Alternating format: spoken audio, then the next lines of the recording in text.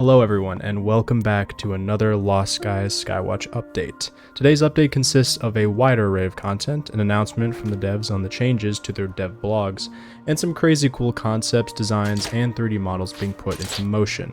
Now, if you do enjoy seeing these updates and have any thoughts on what you think about the state of Lost Skies development, feel free to let me know in the comments, as well as leaving a like or dislike. But without further ado, let's get into it. Now, as mentioned before, the devs kind of gave an interesting and very insightful announcement about their Skywatch updates, as well as the lesser known Dev Watch. Here they state that they had been receiving many emails on just how up-to-date the content they shared really was, and in response, they clarified that much of the Skywatch updates so far consisted much of lots of backlog and older content worked on much earlier in the game's development, and that moving forward they will be posting Skywatches once every 2 weeks as to ensure that they don't run out of content, and so that the updates can be more interesting overall. Now, they also state that for this week they have dropped the theme and decided to share some of the hand-picked content from their DevWatch emails. And to those of you who have not heard of this, in the Lost Skies Discord and on their own site, there is something currently open to the public called the Open Development, which you yourself can sign up for, and at random they may select you to be a part of this open development,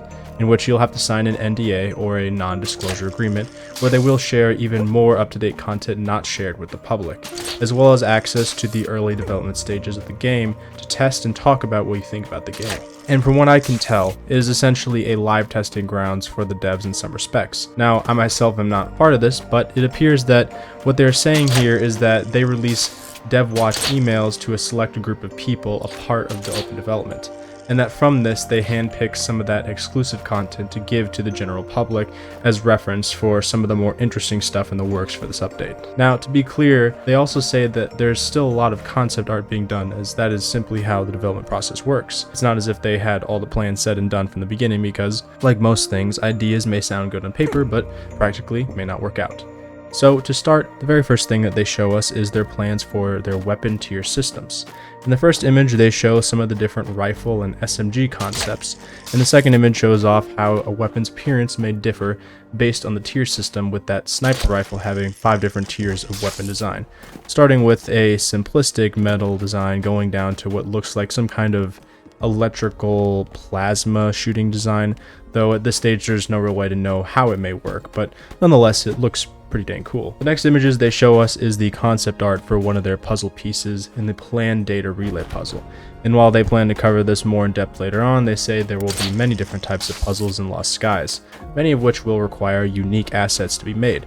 They even have some highly detailed drawings made for them showing the shutdown and powered up states of the machine. Next up we have the Wingsuit or glider designs. This will serve as an extra tool to help traverse the islands, and I know many of the World's Adrift players will be very happy to see this return. The first image they show is a variety of designs made up for consideration, and of these they decided to go with design number 3. In the second image we see 4 more designs, and while it's not stated if the third design in this image is supposed to be some sort of upgraded version to the one they went with, or if it's just extra ones they considered, they nonetheless give that futuristic upgraded impression, and the last one here is more of a detailed artistic look at the third design, showing off the close mode and the tail's extension function, with some side detailing explaining how the pack will extend out of its wingspan and how the device will move. The last piece of concept art they gave us this week is a recap of the Gall or Gal technology saw blade, which follows a more elaborate design with smoother edges as opposed to the highly geometric designs favored by Saber itself, or the Saborian people as we know it. Moving on to the renders and animations, they give us a recap of the newest bird renders they made, as well as looks at the renders for the male and female deers being swapped, where in this case they placed the color blue fur onto the stag and the more muted down brown textures onto the female deer model. They also state that the reason for the texture swap is because they wanted to make sure creatures have a variety even within the same species, which in my opinion makes a lot of sense, as ensuring their different formatted deer textures can swap opens the possibility for having possibly different animal variations in the future, where hypothetically the devs could implement slight variations of deer either within the biomes to look slightly differently, or have higher overall stats or attacks depending on whether the area the player traverses to is higher tier or has more dangerous monsters and environments. Some of the other recapped renders they show are the campsite assets that follow old ship art style design, and the most recent Nautilus or Naughty Boy design, which I can confirm in a future update is being heavily invested in, with the possibility of having maybe Nautilus merch, but stay tuned for that. They also provide us with an image of one of their female travelers outfits from the front and back, which I think has a very detailed and sleek design overall. Now, going back to our previous mentioned data relay puzzle, the devs actually show off what looks like a nearly finished design showing the powered up stages for the machines and the uncolored 3D assets of the open and closed design structure, both of which really fit the Saborian theme quite well. Now, the last few things they show in the design render animations is the VFX for the gathering tools, which shows off their mining tool and cutting tool mentioned before, which considerably I think the saw blade is the coolest so far, and just the fact you can throw a giant spinning blade of death to cut down trees is pretty dang cool in my opinion. But second to this, we also see the manta slime animation, which seems to be the design animation for the manta's range attack, where likely some of them will be able to spit at players at range if they feel threatened or hostile. Now, moving on to what, in my opinion, is one of the coolest things they have shared so far is their ship progress. The images here show some of the work that's been completed for the prefab ship.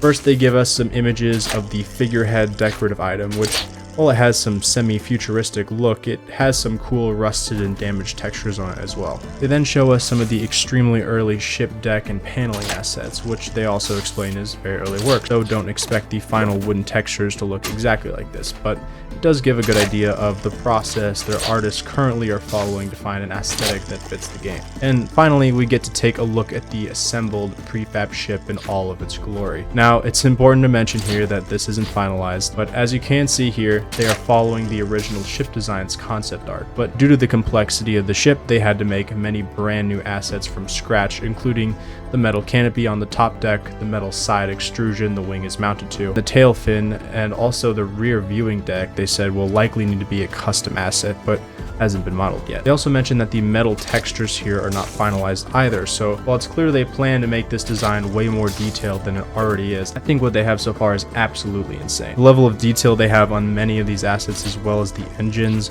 we've seen in the previous updates, just looks awesome, and I am extremely excited to see how the finished product turns out. Now, I'd also like to mention here that according to the devs, this ship is intended to be used in the next trailer for the game, which will show off some of the early basic gameplay, and that this prefab ship is designed to stay as close to one of the original ship concepts as possible, which was demonstrated in a previous trailer for Lost Skies.